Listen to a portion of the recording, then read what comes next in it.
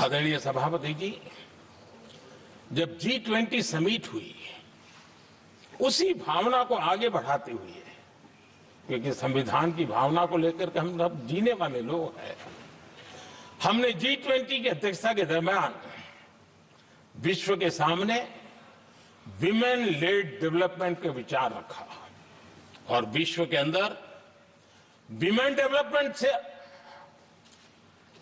अब आगे जाने की जरूरत है और इसलिए हमने विमेन लेड डेवलपमेंट की चर्चा को अंजाम दिया। इतना ही नहीं, हम सभी सांसदों ने मिलकर के एक स्वर से नारी शक्ति बंधन अधिनियम पारित करके हमारी महिला शक्ति को भारतीय लोकतंत्र में उनकी भागीदारी सुनिश्चित करने के लिए हम लोगों ने कदम उठाए।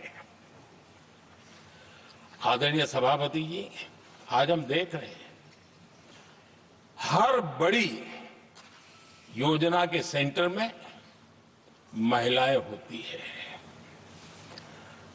और ये जब संविधान के हम 75 वर्ष मना रहे हैं, ये संयोग है और अच्छा संयोग है कि भारत के राष्ट्रपति के पद पर एक आदिवासी महिला विराजमान। ये हमारे संविधान की भावना की एक अभिव्यक्ति भी है।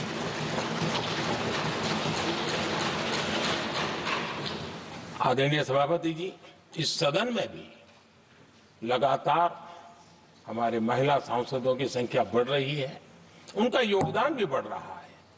मंत्री परिषद में भी उनका योगदान बढ़ रहा है। आज सामाजिक क्षेत्र हो, राजनीतिक क्षेत्र हो, शिक्षा का क्षेत्र हो, खेलकूद का क्षेत्र हो, क्रिएटिव वर्ल्ड की दुनिया हो, जीवन के हर क्षेत्र में महिलाओं का योगदान, महिलाओं का प्रतिनिधित्व देश के लिए गौरव दिलाने वाला रहा है। विज्ञान के क्षेत्र में, खास करके स्पेस टेक्नोलॉजी में उनके योगदान की सराहना हर हिंदुस्तानी बड़े गर्व के साथ कर रहा है और इन सब की सबसे बड़ी प्रेरणा हमारा संविधान है। आदरणीय सभापति जी, अब हमारा देश बहुत तेज गति से विकास कर रहा है। भारत बहुत ही जल्द विश्व की तीसरी बड़ी आर्थिक शक्ति बनने की दिशा में बहुत मजबूत कदम रख रहा है और इतना ही नहीं, ये 140 करोड़ देशवासियों का संकल्प है कि जब हम आजादी की शताब्दी मनाएंगे, हम इस देश को विकसित भारत बना करके रहेंगे। ये हर भारतीय का संकल्प है, ये हर भारतीय का सपना है। लेकिन इस संकल्प से सिद्धि के लिए सबसे बड़ी आवश्यकता है, वो है भारत की एकता। हमारा संविधान भी भारत की एकता का आधार है।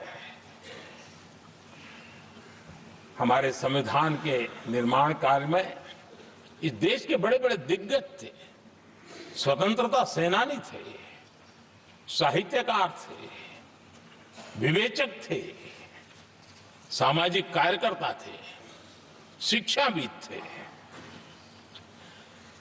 कई फील्ड के प्रोफेशनल्स थे, मजदूर नेता थे, किसान नेता थे, समाज के हर वर्ग का प्रतिनिधित्व था और सबके सब भारत की एकता के प्रति बहुत ही संवेदनशील थे। जीवन के भिन्न भिन्न क्षेत्र से आए हुए, देश के अलग अलग भूभाग से आए हुए सभी लोग इस बात के प्रति सजग थे और बाबा साहब अंबेडकर जी ने चेताया था। मैं बाबा साहब का कोट पढ़ रहा हूं। बाबा साहब अंबेडकर ने कहा था, समस्या ये है कि देश में जो विविधता से भरा जनमानस है उसे किस तरह एक मत किया जाए, कैसे देश के लोगों को एक दूसरे के साथ होकर निर्णय लेने के लिए प्रेरित किया जाए, जिससे कि देश में एकता की भावना स्थापित हो। आदरणीय सभापति जी, मुझे बड़े दुख के साथ कहना है कि आजादी के बाद एक तरफ संविधान निर्माताओं के दिल दिमाग में एकता थी, लेकिन आजादी के बाद विकृत मानसिकता के कारण या स्वार्थवश अगर सबसे बड़ा प्रहार हुआ तो देश की एकता के मूल भाव पर प्रहार हुआ। विविधता में एकता, ये भारत की विशेषता रही है। हम विविधता को सेलिब्रेट करते हैं और इस देश की प्रगति भी विविधता को सेलिब्रेट करने में है। लेकिन गुलामी की मानसिकता में पले बड़े लोगों ने, भारत का भला न देख पाने वाले लोगों ने, और जिनके लिए हिंदुस्तान 1947 में ही पैदा हुआ ये जो धारणा बननी थी, उनके लिए वो विविधता में विरोधाभास ढूंढते रहे।